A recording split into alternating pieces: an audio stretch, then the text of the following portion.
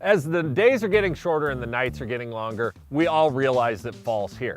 What fall means, though, is not that we're done with a growing season and the decision makings that go along with this growing season, but that we need to extend those decisions into the 2019 growing season. And perhaps that's never more obvious than when it comes to our legumes out there like soybeans and alfalfa.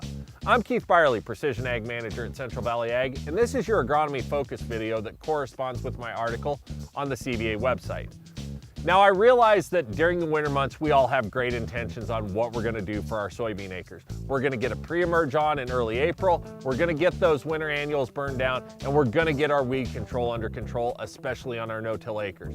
But then it gets warm at the end of March. We get those rains at the beginning of April, and those plans all get tore up like little pieces of paper and thrown to the side because we've got to farm and we've got to get busy. All too often, we overlook this time of year as an opportunity to get some of those pre-emerges on in the fall for our soybeans. Some of the cheapest products that we can put on out there this time of year give us great control of that mare's tail and those winter annuals that are tough products to take care of next year.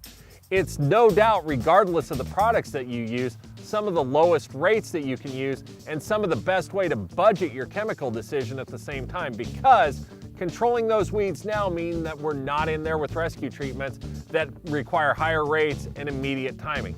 As long as we can get some of those 50-degree days, fall application of soybean herbicides is a great choice. Now, on the other side of legumes, we've got alfalfa. When we talk about alfalfa, we need to think about a couple of things.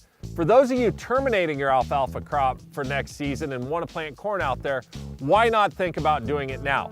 Waiting until spring means that we have to do just that, wait.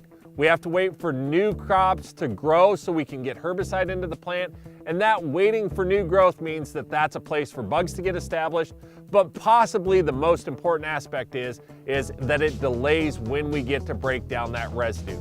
Waiting until April or even May to kill that alfalfa means that the nitrogen that those microbes have to consume the carbon isn't going to be made back available until late in the vegetative stage of that crop, and that can lead to some yield loss.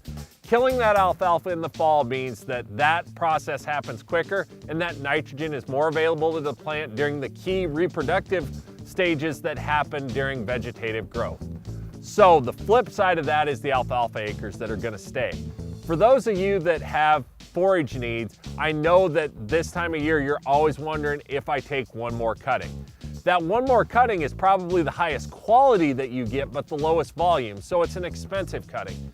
But the question always revolves around, is it going to hurt my winter hardiness? Is it going to lead to winter kill and a worse stand next season? Well, I'll tell you this much. Research says that it doesn't hurt our winter hardiness. As long as we wait towards the end of October, we get the storage of carbohydrates and proteins in the roots that we need to keep that plant healthy all winter long. But it does hurt the yield next year. Taking that growth away means that we don't get the moisture established in the soil to feed that crop next season, and it also means that we take that blanket away that helps insulate the ground. Your trusted advisor at Central Valley Ag is far more knowledgeable about the specifics of your operation. But challenge them with some fall burn down applications and some fall pre-emerges on your soybeans to reduce your herbicide costs next year, and challenge them to help you better manage those alfalfa acres, whether they're staying or going, to set yourself up for better financial success in the 2019 growing season.